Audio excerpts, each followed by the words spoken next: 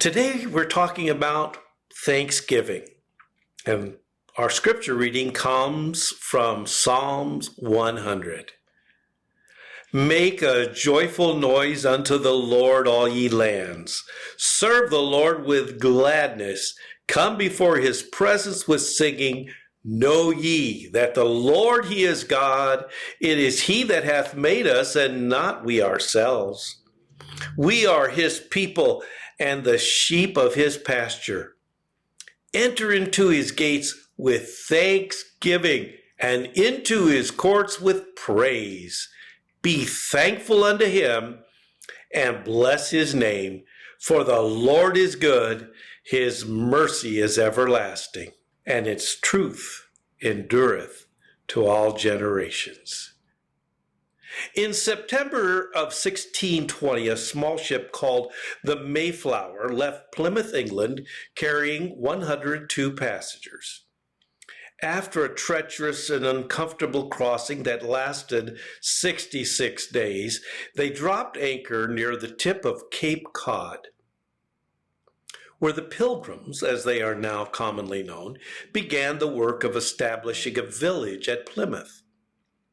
Throughout that first brutal winter, most of the colonists remained on board the ship, where they suffered from exposure and scurvy and outbreaks of contagious disease.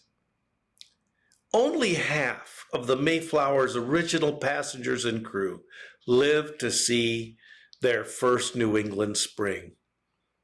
In March, the remaining settlers moved ashore, where they received an astonishing visit from a member of the Abenaki tribe who greeted them in English.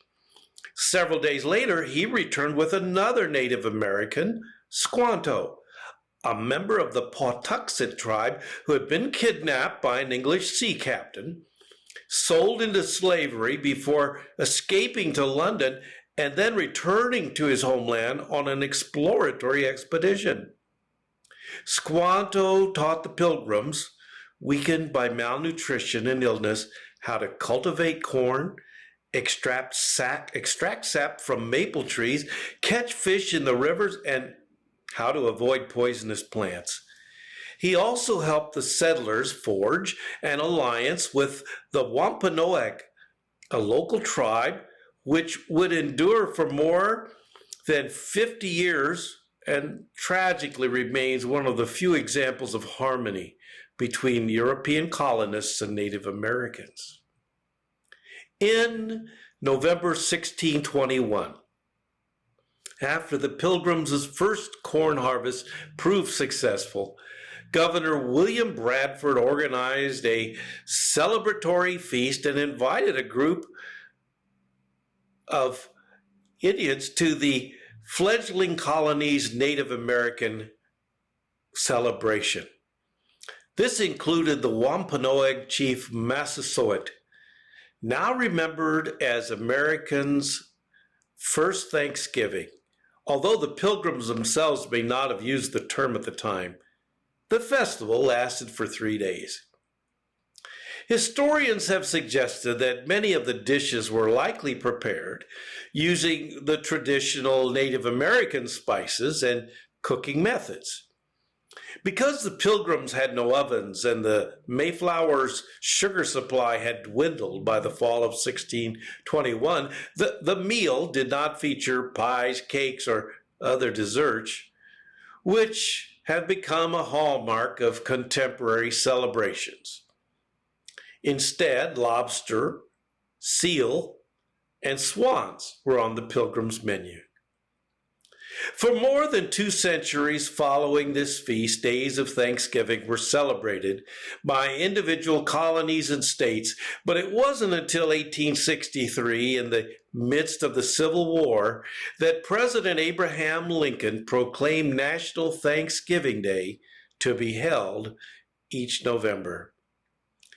Thanksgiving is inspiring, isn't it? There's something about this holiday that causes us to reflect on what's really important.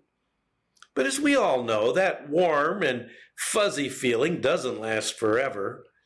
Too often we treat gratitude as a holiday ornament that we pull out of storage when we're ready to decorate. And then, after the holidays are over, we pack it away and get back to the daily grind of life. This causes us to miss out on the amazing benefits of gratefulness. To help you maintain a spirit of appreciation all year long, consider these unbeatable benefits of gratitude. Number one, thankfulness improves relationships. Everyone has a need and a desire to be appreciated. Spouses, children, parents, friends, co-workers, even the strangers we meet in passing, everybody wants to be validated. We want to be understood. When you express gratitude for people, you meet their needs, lift their spirits, and make them feel validated. That improves the quality of your relationships with them. Number two, thankfulness creates contentment. Media messages are constantly telling us to buy more, do more, look like this or act like that. And with all these distractions, it can really be difficult to appreciate what you have right now. But by choosing to be thankful, you can ignore these messages and embrace contentment. A wise person said, "In a heart filled with gratitude, there is no room for discontent." Thirdly, thankfulness feels good. You know how happy you feel around Thanksgiving? Well, you can continue to feel that way long after the turkey and dressing are gone. How? All you have to do is count your blessings, turn your heart and thoughts toward gratitude, and then the warm and fuzzy feelings will follow. Thankfulness keeps us healthy. Although the holidays can be a stressful time for many, reflecting on what you are thankful for actually reduces stress. Feelings of thankfulness have tremendous positive value in helping people cope with their daily problems, especially stress, says University of California, Davis psychology professor Robert Emmons. He explains that gratitude and optimism can even boost our immune system. When we stop focusing on what we don't have and begin focusing on everything we do have, our shoulders relax and we invite peace and patience and health into our lives. 5, thankfulness cultivates humility. You know, arrogance and ungratefulness go hand in hand, but the opposite is also true. When you choose to be thankful for even small blessings in your life, you foster a heart of humility and a spirit of graciousness. 6, thankfulness is contagious. Just as fear and worry are contagious, so is the spread of gratitude. When you are inspired by others' gratefulness, it prompts you to have grateful thoughts and actions as well. You can be the force that spreads gratitude in the homes and the workplace of your community. 7, thankfulness produces positivity. When we're thankful, the natural byproduct is that we become more positive people.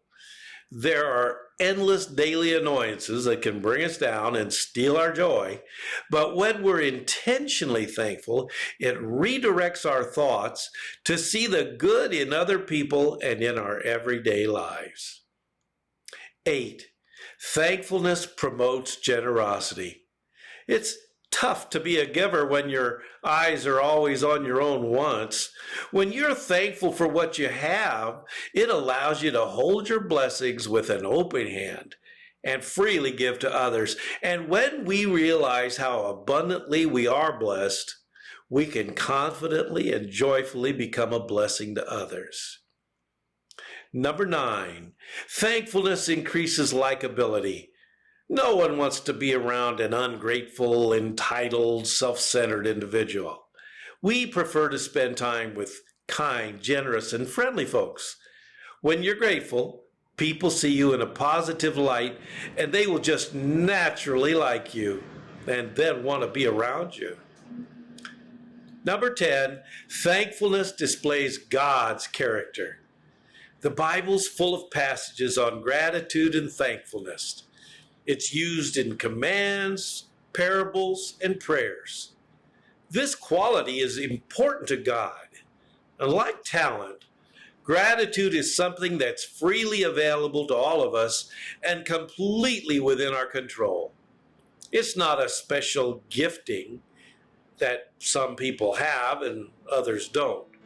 So when you actively practice gratefulness, you can become more of who God created you to be. And now, here's a Thanksgiving prayer. For each new morning with its light, for rest and shelter of the night, for health and food, for love and friends, for everything thy goodness sends. Written by Ralph Waldo Emerson.